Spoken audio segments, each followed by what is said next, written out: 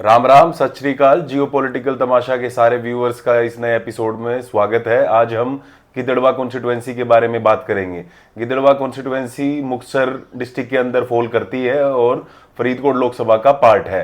तो मुक्तसर डिस्ट्रिक्ट के अंदर बेसिकली 4 असेंबली कॉन्स्टिट्यूएंसीज है। एक तो मुक्तसर खुद असेंबली कॉन्स्टिट्यूएंसी है, दूसरा मलोट जो कि रिजर्व्ड असेंबली कॉन्स्टिट्यूएंसी है, तीसरा गिद्धड़वा असेंबली कॉन्स्टिट्यूएंसी है और चौथी लंबी असेंबली कॉन्स्टिट्यूएंसी है।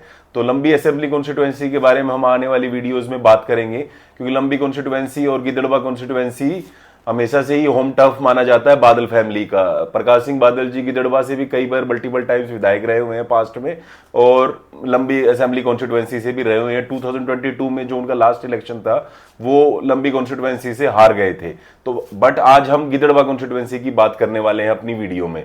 तो गिद्धड़वा कॉन्स्टिट्यूएंसी में हमारी टीम जाके आई है और उन्होंने एक जो इनिशियल सर्वे किया है उसकी फाइंडिंग आज हम इस वीडियो में आप सभी लोगों के साथ शेयर करने वाले हैं। तो पहले थोड़ा ओवरव्यू ले लेते हैं गिद्धड़वा असेंबली कॉन्स्टिट्यूएंसी के बारे में, क्योंकि गिद्धड़वा असेंबली कॉन्स्टिट्यूएंसी में अप्रोक्सीमेटली 1,66,489 वोट्स है according to the 2024 bypoll data. तो 2024 में बाईपोल हुए थे गिद्धड़वा में, तब इतने वोटर्स थे यहाँ पर। और साथ में यहाँ पर अप्रोक्सीमेटली 173 बूथ्स है गिद्धड़वा असेंबली कॉन्स्टिट्यूएंसी में। और गिद्धड़वा असेंबली कॉन्स्टिट्यूएंसी क्योंकि फरीदकोट लोकसभा का पार्ट है which is a reserve Lok Sabha, और वहां से पिछली बार इस बार एक आजाद उम्मीदवार जीता है जिनके फादर ने इंदिरा गांधी जी को असैसिनेट किया था। बीएन सिंह जी के बेटे यहां से चुनाव लड़े थे और निर्दलीय होते हुए भी सारी जो पार्टीज है उनके कैंडिडेट को हराकर फरीदकोट से सांसद बने हैं। मैंने अपने पहले वाली वीडियो जो रामपुरा फूल पे बनाई थी उसमें भी ये इस बारे में डिस्कस किया था, क्योंकि रामपुरा फूल भी वैसे तो बठिंडा डिस्ट्रिक्ट में पड़ता है बट पार्ट है फरीदकोट लोकसभा का, जैसे गिद्धड़वा भी फरीदकोट लोकसभा का पार्ट है। तो गिद्धड़वा से काफी वेटरन लीडर्स निकले हैं। एक तो मैंने आपको पहले बताया कि बादल फैमिली का होम ग्राउंड है। प्रकाश सिंह बादल जी के बाद यहाँ पर मनप्रीत बादल जी भी कई बार विधायक रहे हुए। 1995 में बाईपोल हुआ था तब वो जीते थे, उसके बाद 97 वाले चुनाव में भी जीते सी, 2002 के असेंबली इलेक्शन में भी जीते सी, 2007 वाले में भी जीते। और बट 2012 आते आते उन्होंने अकाली दल छੱड दी और अपनी खुद की पार्टी बना ली, पीपल्स पार्टी ऑफ पंजाब। तो ये वही पीपल्स पार्टी ऑफ पंजाब है जिससे सरदार भगवंत मान जी भी जुड़े हुए थे, जो अभी हाले सीएम है पंजाब दे, आम आदमी पार्टी दे लीडर भी हैं। तो ये पहले मनप्रीत बादल जी की पार्टी में ये थे। तो मनप्रीत बादल जी भी इसी कॉन्स्टिट्यूएंसी से बिलोंग करते हैं और यहाँ से मल्टीपल टाइम विधायक चुने गए हैं 2012 में। लेकिन मनप्रीत बादल जी ये चुनाव हार जाते हैं यहाँ से गिद्धड़वा से, और एक नए लीडर का राइज होता है गिद्धड़वा असेंबली कॉन्स्टिट्यूएंसी में, जिनका नाम है राजा वड़िंग जी। अब राजा वड़िंग जी हाले प्रेजेंटली स्टेट प्रेसिडेंट है कांग्रेस पार्टी के, पीसीसी प्रेसिडेंट पंजाब के प्रेसिडेंट है राजा वड़िंग जी, और साथ में लुधियाना से सांसद भी हैं। लेकिन जो 2022 वाले असेंबली इलेक्शंस हुए थे उसमें राजा वड़िंग जी इकलौते ही शायद विधायक हो गए पूरे मालवा में जो कांग्रेस पार्टी का जीत के आया था, वरना मालवा की मेजोरिटी सीटों पे आम आदमी पार्टी के विधायक जीते थे, क्योंकि कांग्रेस का 1-2 ही विधायक बन पाया था मालवा से। उनमें से एक सीट ही गिद्धड़वा वाली थी जहां से राजा वड़िंग जी जीते थे। तो राजा वड़िंग जी पहली बार 2012 में जीते थे मनप्रीत बादल जब अपनी पार्टी बना के लड़े थे पंजाब में। उसके बाद 2017 में भी राजा वड़िंग जी जीते और उसके बाद वो ट्रांसपोर्ट मंत्री भी रहे कैप्टन अमरिंदर सिंह जी की सरकार में। और 2022 वाले इलेक्शंस में भी जब आम आदमी पार्टी की इतनी वेव सी तब भी राजा वड़िंग जी चुनाव जीत के आए। लेकिन 2024 के लोकसभा चुनाव में वो लुधियाना से लड़ने गए और वहां से जीत के निकले। उन्होंने रवनीत सिंह बिट्टू जी को हराया जो पहले खुद कांग्रेसी थे, बाद में छੱਡ के बीजेपी चले गए। तो राजा वड़िंग जी का काफी ज्यादा एक्सेप्शनल कैरियर रहा है। वो मल्टीपल टाइम्स विधायक रहे हुए, कभी हारे नहीं विधायकी का चुनाव, और 2024 में लोकसभा चुनाव भी वो जीत जाते हैं। तो उनको अपनी विधायकी वाली सीट खाली करनी पड़ती है गिद्धड़वा, और वहां से वो अपनी वाइफ अमृता जी को लड़वाते हैं जो कि आम आदमी पार्टी के कैंडिडेट डिम्पी ढिल्लों जी से हार जाती हैं। अब डिम्पी ढिल्लों जी पहले खुद अकाली दल के लीडर होते थे, और मनप्रीत बादल जी जब उन्होंने खुद अपनी पार्टी बना ली थी उसके बाद वो अकाली दल के मेन लीडर हो गए थे यहाँ तक गिद्धड़वा से। और 2017 और 2022 के इलेक्शंस में डिम्पी ढिल्लों जी यहाँ से लड़े थे, लेकिन वो बहुत ही नैरो मार्जिन से हार जाते थे राजा वड़िंग जी से। 2022 के इलेक्शंस में if I am not wrong approximately less than 2000 vote से वो हारे थे। तो काफी क्लोज कॉन्टेस्ट था 2022 वाला। लेकिन जब बाईपोल होता है और राजा वड़िंग जी की वाइफ लड़ती है तब डिम्पी ढिल्लों जी जीत जाते हैं बाईपोल में, और लेकिन वो उससे पहले आम आदमी पार्टी ज्वाइन कर लेते हैं और अकाली दल को छੱਡ देते हैं। तो वो जब आम आदमी पार्टी में आते हैं 2024 के इलेक्शंस में तो वो जीत जाते हैं।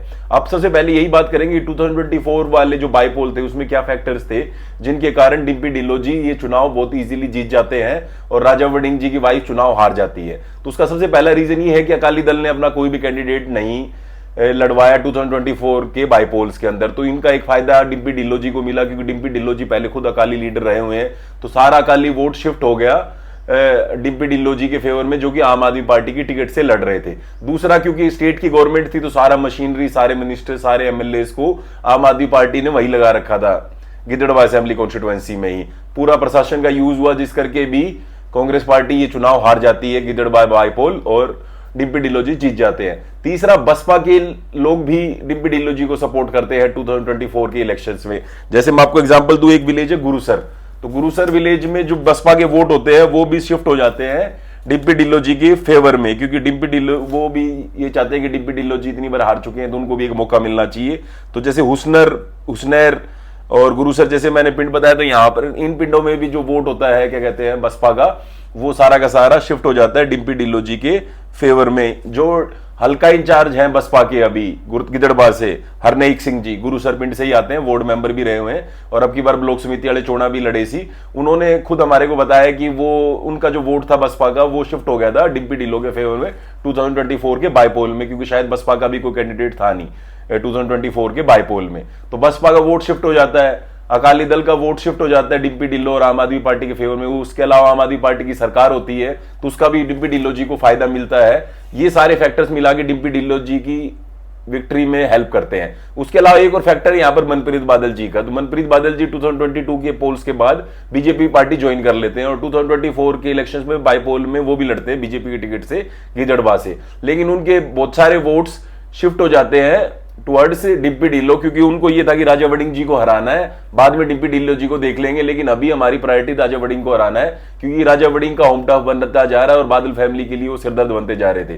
तो उनको लग रहा था कि Raja Warring is more bigger threat to their supremacy in this region. तो इस करके उन्होंने डिम्पी जो मनप्रीत बादल जी की भी वोट बैंक था वो भी काफी हद तक शिफ्ट हो गया। जैसे मैंने आपको बताया था हुसनैर एक विलेज है, हुसनैर विलेज में मनप्रीत बादल जी के जो वोट थे वो आधे वोट शिफ्ट हो गए इसकी तरफ, अपने डिम्पी ढिल्लों जी की तरफ, और भी कई पिंडों में जो मनप्रीत बादल जी के वोट थे वो शिफ्ट हो गए डिम्पी ढिल्लों जी की तरफ। तो ये सारे फैक्टर्स मिला के डिम्पी ढिल्लों जी जीत जाते हैं और अमृता वड़िंग जी जो राजा वड़िंग जी की वाइफ है वो चुनाव हार जाती है बाईपोल गिद्धड़बाह से।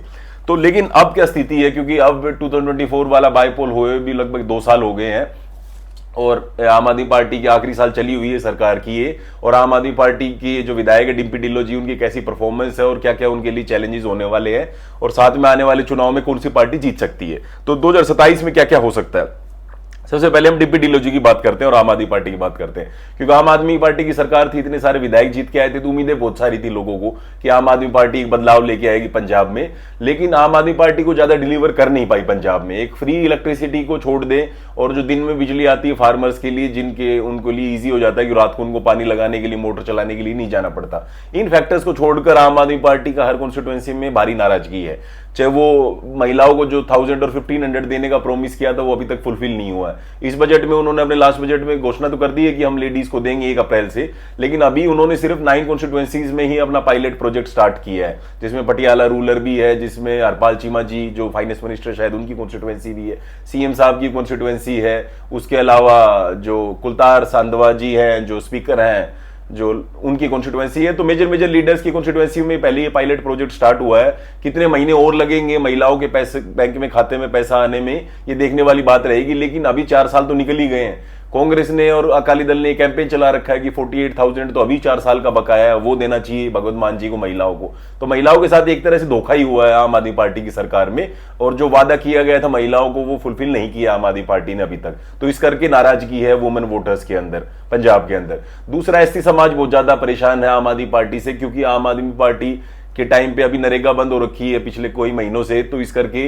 पिंडों में काम नहीं मिल रहा, लोग अनएम्प्लॉयड बैठे हैं और एससी समाज के लोग ही ज्यादा मनरेगा में एम्प्लॉयड है पंजाब में, क्योंकि जट कम्युनिटी के पास जमीनें हैं वो अपना खेती बाड़ी करके गुजारा कर लेते हैं, लेकिन जो एससी कम्युनिटी के लोग हैं उनको ये मनरेगा उनके लिए काफी हेल्पफुल स्कीम थी जो अब बंद कर दी है सेंट्रल गवर्नमेंट ने एक तरह से। क्यों? क्योंकि मनरेगा का ना सिर्फ नाम चेंज किया बल्कि उन्होंने एक पूरा फाइनेंशियल स्ट्रक्चर चेंज कर दिया उसका, जो पहले 90% कंट्रीब्यूशन सेंटर देता था और एक छोटा सा कंट्रीब्यूशन 10% स्टेट को देना पड़ता था, अब बराबर सी रिस्पॉन्सिबिलिटी होगी ये दोनों की। सेंटर अब सिर्फ 60% ही कंट्रीब्यूशन करेगा, 40% स्टेट गवर्नमेंट को उसमें डालना पड़ेगा कंट्रीब्यूशन के अंदर। और पंजाब की माली हालत हम सब जानते हैं, पंजाब काफी कर्जे में डूबा हुआ है, वहां एम्प्लॉयज को सैलरी देने के लिए और डीए देने के लिए पैसे नहीं है, हाईकोर्ट को बोलना पड़ रहा है कि आप डीए दो एम्प्लॉयज का जो बकाया अभी तक। तो ये सारी इतनी बुरी हालत में पंजाब गवर्नमेंट अब ये नरेगा के लिए 40% कहां से फंड लाएगी। लेकिन नाराजगी पिंडों में इस चीज को लेकर बढ़ रही है कि नरेगा का काम बंद हो रहा है, इससे बेटर तो अकाली कांग्रेस ही थे, उस टाइम कम से कम नरेगा का काम तो चलता था, गरीब लोगों को एम्प्लॉयमेंट मिलती थी। तो ये भी एक बहुत बड़ा फैक्टर बनता जा रहा है। बुजुर्ग पेंशनें नहीं बढ़ाई गई हैं, 2500 रुपीज प्रोमिस किया गया था, 1500 ही है अभी तक। तो कुछ ज्यादा काम हुआ नहीं है पंजाब में, और आम आदमी पार्टी के खिलाफ एक एंटी इनकम्बेंसी काफी ज्यादा हैवी होती जा रही है पूरे पैन पंजाब में, और ये पंजाब में आम आदमी पार्टी को प्रॉब्लम फेस करनी पड़ेगी। सेम ही सिचुएशन गिदड़बा में, यही सारे इश्यूज गिदड़बा में हमारे को देखने को मिल रहे हैं, लोग हमारे को बता रहे हैं। उसके अलावा कुछ प्रॉब्लम्स और हैं जो डिम्पी ढिल्लों जी और आम आदमी पार्टी को यहां से फेस करनी पड़ेंगे गिदड़बा से। पहली जो मेजर प्रॉब्लम है वो ये है कि प्रीतपाल शर्मा जी जो 2022 के इलेक्शंस में आम आदमी पार्टी के कैंडिडेट थे, उन्होंने डिम्पी ढिल्लों जी जब से जीते हैं आम आदमी पार्टी में आए, उन्होंने आम आदमी पार्टी छोड़ के बीजेपी ज्वाइन कर ली है। तो प्रीतपाल शर्मा जी के बीजेपी में जाने से भी आम आदमी पार्टी का जो पुराना काडर है उनके साथ थोड़ा बहुत चला गया है बीजेपी में, और इससे बीजेपी को आम आदमी पार्टी को लॉस होने वाला है, क्योंकि प्रीतपाल शर्मा जी 22 में आम आदमी पार्टी की टिकट से चुनाव लड़ते हैं, 24 में डिम्पी ढिल्लों आने के बाद वो छड़ के बीजेपी चले जाते हैं। तो पुराने जो वर्कर्स हैं आम आदमी पार्टी के, जिनको वॉलंटियर साहिबान बोलते हैं पंजाब में आम आदमी पार्टी वाले, तो वो कहीं ना कहीं छड़ के जा रहे हैं आम आदमी पार्टी को, और वो डिम्पी ढिल्लों की लीडरशिप के अंडर काम नहीं करना चाहते। उसका सबसे बड़ा एग्जांपल तो ये प्रीतपाल शर्मा जी हैं जो छोड़ के चले गए हैं।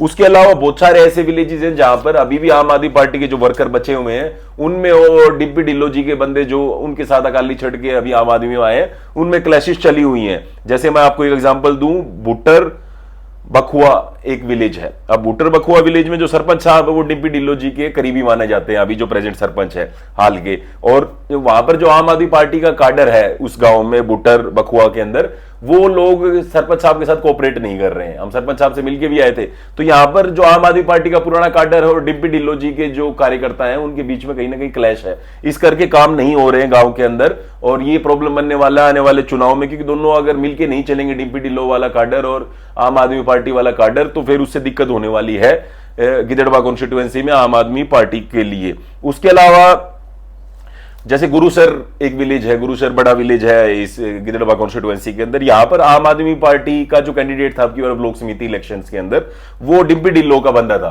और आम आदमी के जो पुराने कार्यकर्ता थे वो उसको सपोर्ट नहीं करना चाहते थे, इस करके आम आदमी पार्टी गुरुसर से ब्लॉक समिति वाले चोड़ हार गई, क्योंकि आम आदमी पार्टी के जो पुराना काडर था उन्होंने इस कैंडिडेट को सपोर्ट नहीं किया ब्लॉक समिति इलेक्शंस में।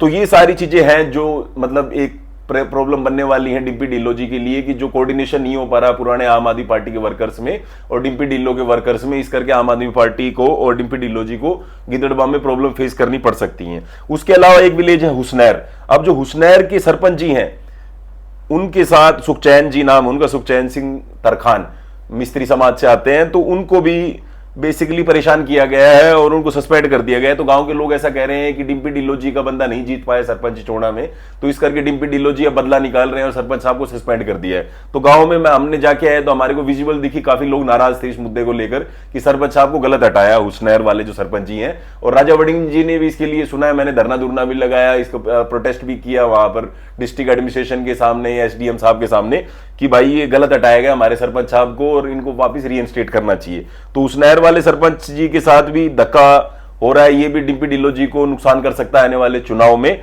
उसके अलावा एक शेख विलेज है, वहां पर भी जो सरपंच हैं वो डिम्पी ढिल्लों जी के गुट के हैं, और जो उनके सामने लड़ा था उनका फॉर्म रिजेक्ट करा दिया गया। मतलब कहने का मतलब उस विंड में शेख पिंड के अंदर धक्के से ही सरपंच बना दिया गया है। तो ये जो धक्काशाही की जा रही है आम आदमी पार्टी के द्वारा और डिम्पी ढिल्लों जी के द्वारा, ये गलत है, क्योंकि इससे उनको ही नुकसान होगा चुनाव में और लोगों का सेंटीमेंट उनके फेवर में नहीं रहेगा। तो ये हुसनैर और शेख विलेज में जो धक्काशाही हो रही है, इस करके भी यहां पर लोग नाराज है। तो ये सारे मेन फैक्टर्स हैं जो डिम्पी ढिल्लों जी को प्रॉब्लम करेंगे। एक तो एंटी इनकम्बेंसी आम आदमी पार्टी के खिलाफ, दूसरा आम आदमी पार्टी के वर्कर्स और जो डिम्पी ढिल्लों के साथ जो नए वर्कर्स आए अकाली दल छड़ के आम आदमी पार्टी में, उनमें प्रॉपर कोऑर्डिनेशन नहीं हो पा रहा है, जो मैंने गुरुसर का एग्जांपल दिया या बुट्टर बकुआ का एग्जांपल दिया।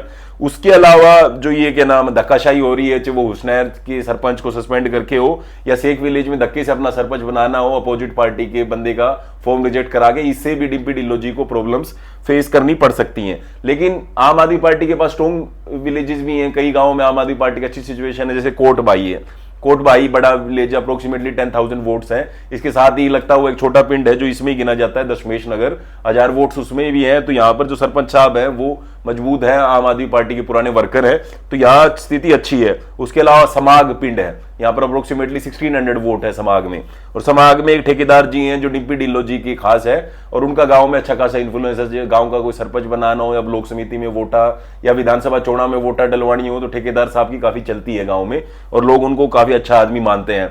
तो समाग कोटबाई यहाँ पर अच्छी सिचुएशन है आम आदमी पार्टी की, और आम आदमी पार्टी फाइट में है इन विलेजेस के अंदर। जैसे मैं आपको बताऊं, गिदड़बाह के अंदर कुछ बहुत बड़े गांव हैं, जिनमें सबसे बड़ा गांव है दोदा, जो उप तहसील भी है, सब तहसील भी है, अप्रोक्सीमेटली 12,000 वोट्स है। कोटबाई एक बड़ा गांव है। उसके अलावा मलान, जो कि ओल्ड मलान और न्यू मलान में डिवाइडेड है, वो एक बड़ा गांव है। एक कोनी भी बहुत इंपॉर्टेंट गांव है। तो ये बड़े बड़े गांव है गिदड़बाह असेंबली कॉन्स्टिट्यूएंसी के अंदर। अब हम बात कर लेते हैं डिम्पी ढिल्लो जी की, तो हमने बात कर ली क्या उनके वीक पॉइंट्स है, क्या उनके स्ट्रॉन्ग पॉइंट्स हैं।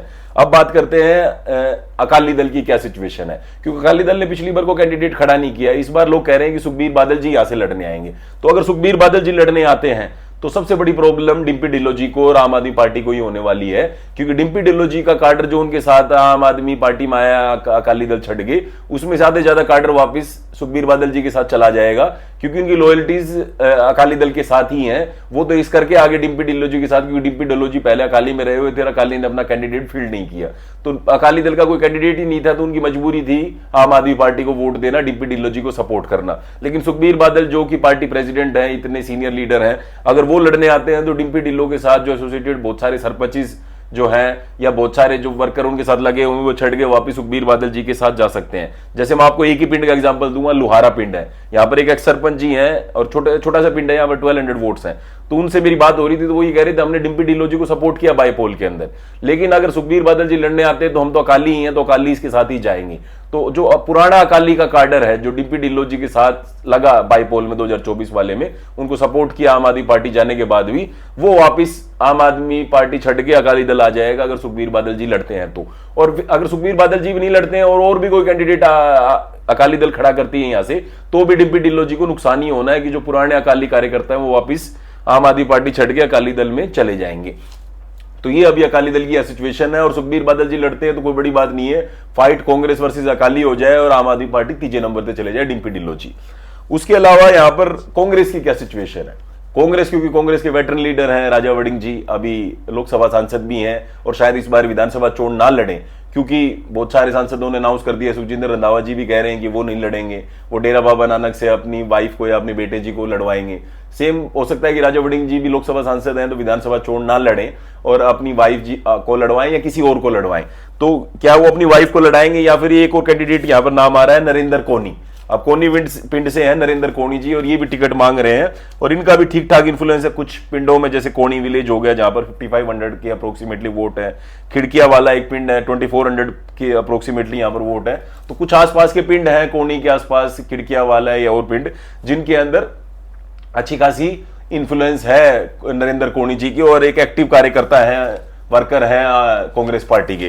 तो ये दो बंदे टिकट मांग रहे हैं, और अगर नरेंद्र कोनी जी इंडिपेंडेंट लड़ते हैं, ऐसे भी सुनने में आ रहा है एरिया में कि कोनी जी इस बार चुनाव पक्का लड़ेंगे, चाहे टिकट मिले या ना मिले, तो इससे कांग्रेस को भी नुकसान हो सकता है और राजा वड़िंग जी के थोड़े बहुत वोट कट सकते हैं, क्योंकि नरेंद्र कोनी जी नुकसान कर सकते हैं क्योंकि वो पुराने कांग्रेसी हैं, और कांग्रेस छड़ के अगर वो लड़ते हैं तो कांग्रेस के लिए यहाँ पर दिक्कत हो सकती है। अब फाइनली बीजेपी पार्टी की क्या स्थिति है इस एरिया में, क्योंकि बीजेपी में अभी प्रीतपाल शर्मा जी भी आ गए हैं जो पहले आम आदमी पार्टी से लड़े थे 22 वाले चोण, साथ में मनप्रीत बादल जी भी आ गए हैं जो 22 वाले चोण कांग्रेस पार्टी से लड़े थे, बठिंडा अर्बन से। तो मनप्रीत बादल जी और ये दोनों आने से मतलब बीजेपी का भी यहां पर चांसेस बन रहा है कि बीजेपी अच्छे खासे वोट लेके जा सकती है। स्पेसिफिकली मनप्रीत बादल जी की बात करते हैं, क्योंकि मनप्रीत बादल जी, मैंने आपको बताया था वीडियो की स्टार्टिंग में कि 95 के बाईपोल में पहली बार गिद्दड़बा से विधायक बने थे, उसके बाद कॉन्सिक्यूटिव 2012 तक विधायक रहे। 12 में खुद की पार्टी बना ली, इस करके गिद्दड़बा से हार जाते हैं और राजा वड़िंग जी की एंट्री होती है गिद्दड़बा के पॉलिटिकल सीन के ऊपर। उसके बाद राजा वड़िंग जी कभी नहीं हारते हैं, बाईपोल को छोड़ दो, उसमें वो खुद नहीं लड़ते, अपनी वाइफ को लड़वाते हैं और पूरा स्टेट मशीनरी का यूज करके सारी पार्टीज को मिला के तब जाके राजा वड़िंग जी को गिद्दड़बा से हराया जाता है। तो मनप्रीत बादल जी जो 24 वाले बाईपोल भी लड़े थे, तो उनका भी अच्छा खासा इन्फ्लुएंस है इस एरिया में, क्योंकि मल्टीपल टाइम्स विधायक रहे हुए, तो हर गांव में उनके वर्कर हैं। स्पेसिफिकली जैसे गुरुसर में देखें तो पूर्व सरपंच जी रहे हुए हैं बीएन सिंह जी, वो मनप्रीत बादल जी के कैंप से माने जाते हैं। समाग पिंड के भी जो पूर्व सरपंच साहब हैं, वो भी साबका सरपंच जी जो है समाग के, वो भी मनप्रीत बादल जी के ग्रुप में माने जाते हैं। शेख विलेज है, 700 से 900 वोट है यहाँ पर भी मनप्रीत बादल जी के पास अच्छा खासा वोट है। रुखाला पिंड में मनप्रीत बादल जी के कुछ बंदे हैं। मदीर एक पिंड है, यहाँ पर दर्शन चेयरमैन जी हैं, 3000 से ज्यादा वोट है मदीर पिंड में, तो दर्शन चेयरमैन जी भी को भी मनप्रीत बादल जी की लॉबी का ही माना जाता है। उसके अलावा हुसनैर पिंड है, यहाँ पर बलजीत जी हैं जो पूर्व सरपंच रहे हुए हैं, वो भी साहब के सरपंच रहे हुए हैं बलजीत जी, ये भी मनप्रीत बादल जी की लॉबी से माना जाते हैं। दशमेश नगर में भी एक पूर्व सरपंच साहब हैं, वो भी मनप्रीत बादल जी की लॉबी से माना जाते हैं। उसके अलावा साहिब चंद विलेज है, छोटिया विलेज है, बुट्टरशेरी है, यहाँ पर भी मनप्रीत बादल जी के सपोर्टर्स है। तो मनप्रीत बादल जी का अच्छा खासा बेस है इस एरिया में, 10-15 हजार उनका खुद का पर्सनल वोट बैंक है इस एरिया में। तो मनप्रीत बादल जी भी एक फैक्टर है, रहते हैं गिद्दड़बा में हर बारी, और वो अगर बीजेपी से लड़ते हैं तो एक अच्छे वाइबल कैंडिडेट हो सकते हैं गिद्दड़बा से। तो मतलब इस 4 कॉर्नर कॉन्टेस्ट में अगर मनप्रीत बादल जी लड़ते हैं और राजा वड़िंग जी की वाइफ लड़ती है और अपने डिम्पी ढिल्लों जी आम आदमी पार्टी से लड़ते हैं और सुखबीर बादल जी अकाली से लड़ते हैं, तो मेजरली फाइट कांग्रेस और अकालीज में ही होगी। मुश्किल लग रहा है डिम्पी ढिल्लों जी का यहाँ पर जीतना, और डिम्पी ढिल्लों जी और बीजेपी तीसरे चौथे नंबर पे रह सकते हैं, और फाइट अकाली दल और कांग्रेस में होगी, और ज्यादा चांस कांग्रेस का ही लग रहा है जीतने का यहाँ पर, क्योंकि कांग्रेस का वोट स्प्लिट नहीं होता अगर नरेंद्र कोनी जी को मैनेज कर लिया जाता है या उनको भी टिकट दी जाती है और राजा वड़िंग जी उनका खुल के सपोर्ट करते हैं। क्योंकि राजा वड़िंग जी अब की बार ये भी कह रहे हैं ना कि यूथ को 50-60 टिकट्स देंगे, तो अच्छी बात होगी, इनको टिकट दिया जाए क्योंकि नए कैंडिडेट हैं, इनको सपोर्ट करेंगे तो एक नई लीडरशिप का उभार होगा पंजाब में कांग्रेस के अंदर। तो नरेंद्र कोनी जी को भी टिकट दिला के उनको फुल्ली बैक करते हैं राजा वड़िंग जी, तो चांसेस हैं जीत सकती है कांग्रेस पार्टी और अकाली दल दूसरे नंबर पे रह सकती है। और सुखबीर बादल जी नहीं लड़ते हैं तो फिर डिम्पी ढिल्लों में ही और राजा वड़िंग जी में ही फाइट होगी, और फिर अकाली और बीजेपी तीसरे चौथे नंबर के लिए ही लड़ेंगे। यही स्थिति लग रही है अभी गिद्दड़बा से। बाकी आने वाले महीनों में क्या चेंजेस होंगे वो हम आपको बताते रहेंगे। तब तक के लिए थैंक यू।